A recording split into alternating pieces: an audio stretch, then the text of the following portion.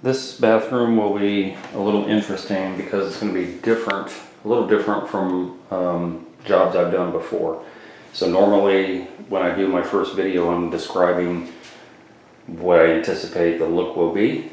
And in this case, there's going to be some unknowns that I don't have already. I don't have some of the material I'm going to be working with, so I can't really describe, but I will say this: the house is built 96, 97, maybe a little earlier than that, and it has what I call builder's grade tile with non-sanded grout, which, you know, like 25 years later you can still get out with your hands. But I don't like non-sanded grout in the shower.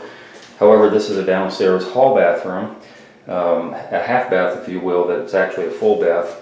And so there are some mold and mildew issues in the past, but this shower doesn't get used a lot, and that's the reason for that. But it's still just builder's grade, cheap stuff, and it's lasted, you know, it's lasted all these years, but it's going away now.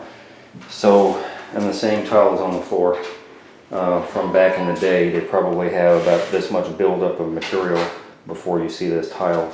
So when I take all this stuff out, this old marble transition will go, all this tile will go. Vanity, toilet, although they're going to save the toilet, I'll put it back eventually.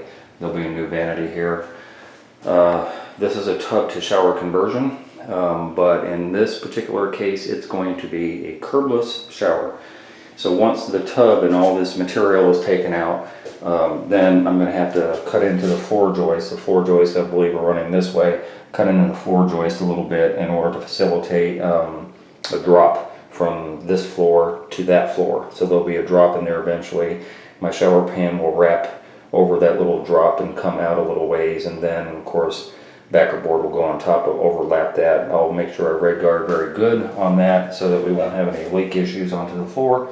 And then I will eventually put this tile, which is a very nice, you can't see the surface, but the surface kind of like skid resistant. It's not polished at all. This is a travertine, 9x24 travertine. So that will go on the floor staggered this direction. It will stop at the certain point where the shower drops down, and then we'll do either, I don't know yet, I think it's a 2x2 on a mat, or it'll be a 4x4 tumbled marble that will go down into the shower, and all four sides will be sloped down to the center of the drain, and it will be a walk-in curbless shower. This tile will also go, in addition to the floor, it will go on the walls. It will be staggered, also brick pattern. There will be a niche on this back wall, and there will be a band of mosaic, I don't know, I haven't seen it yet, that will go right in the middle of the niche or up to the side of the niche and then continue on this way. This tile will also go on these walls, so the tile will come down this way, up under this windowsill. This trim will come out and it will go up right up under that outlet and all the way on all four of these walls, including this one here. And so there'll be a pencil that matches this. There'll be a pencil that trims out the edge of this tile over, and then the same thing over the pencil, and then it'll stop there and it'll go up to the ceiling. This is 9-foot ceiling, might be a 10. So that's how the pencil will get trimmed out. Not sure how the niche is going to get trimmed out. It might be pencil, it might be some other trim, but it's going to definitely match this natural stone. So I anticipate it'll look very, very nice. It's going to take a little longer. There are some stuff going on here. Oh, by the way, the fixture will get changed out too. This will have a mixer, a diverter, and then it will have two shower heads, one shower head and a secondary one that's on a bar. It's what I call a slider. So that shower head will be separate and different from the shower head that's on here, but they can work simultaneously or individually. So that's a little different too. I don't normally put diverters in, but that's the reason I have them, so that you can have both functioning at the same time if you like. This is typically all my jobs are 8 to 10 days. This is probably going to push into about 12. There are some other issues going on that I didn't mention. I'm going to be putting in some lighting up there. I think there's a fan that's going to go up there and some other things. So this will be interesting. You know, I can kind of picture it in my mind. It's going to look very nice. It's a small work area, and that still doesn't matter. There's a lot of details, and details matter. So yeah, I will be back. I don't anticipate any damages. I'm not going to come back on and show any damages or anything because there's really not that to show here. Just nothing that I can even fathom that would be a surprise to me. So I will be back in 12 days or maybe less and show the final product. So this is a finished product of a curbless shower. This is a before and after video. I will link a post. I will post a link. I got back to S word right there. That's on how to make it happen. If you click on that, you will see the process. A short demo video on how I made this happen. Anyway, the before and after, you just saw the video of what this bathroom looked like and what it looks like now. Obviously, it's not complete. The customer still needs to take the wallpaper off and paint and put a vanity in. The vanity is really nice. It's like this dark mahogany, so it's going to contrast really well. We use the old toilet. So what I ended up doing in order to get enough shower space is I moved the toilet literally underneath over about 8 inches, which gets it right up to the edge of the door jamb. And you'll notice the same theme throughout the bathroom. This is obviously pencil on top and bottom. This is a mosaic, a glass and aluminum mosaic. It's hard to see the aluminum part, but it's all this gray stuff. So that's the gray, and then this darker greenish looking is the glass. I've done a couple of bathrooms with the aluminum. I don't know quite how I feel about it.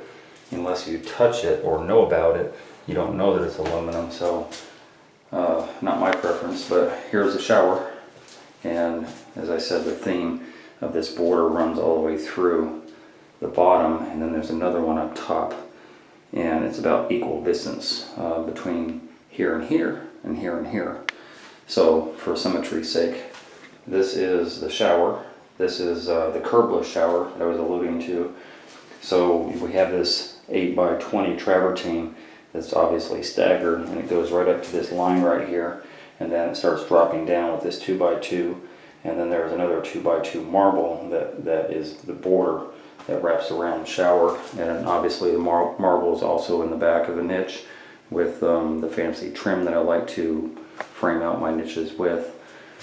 And then of course, new shower fixture. We have diverter, mixer, shower head, sliding bar. The tile goes all the way to the ceiling, staggered obviously, and with a little footstool for shaving. So that's it. This is a 12-day job. 12 days is on the top end of what a bathroom renovation usually takes me, but this was a lot of work obviously, and so was this. The thing was that this window became the catalyst for everything else that followed. So all of the fixtures got moved 2 different times. Well, they got installed and then moved, and the niche is where it's at because of this. So this window is where they wanted the border, and that became the catalyst for all the tile above it and below it. So I actually had to work my way down with the tile rather than starting at the bottom and working my way up. There are some lights that I started to put in. I think he's going to get a different type, but there's a can light up there. There was going to be a can light up there and then a fan right there, but he kind of stopped me, and I think he's going to take care of that himself. But those halogen bulbs are really nice. And then he's going to get a double rocker. This is a temporary switch for this one.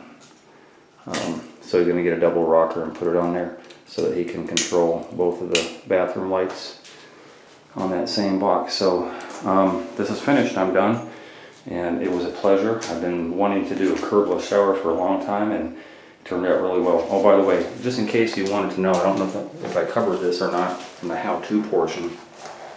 From the edge of here, where it's flat, to the top of the drain tile is about 1.5 inches to almost 1 3/4 inches rise. So that's how much slope you have coming down on both sides, just so you know.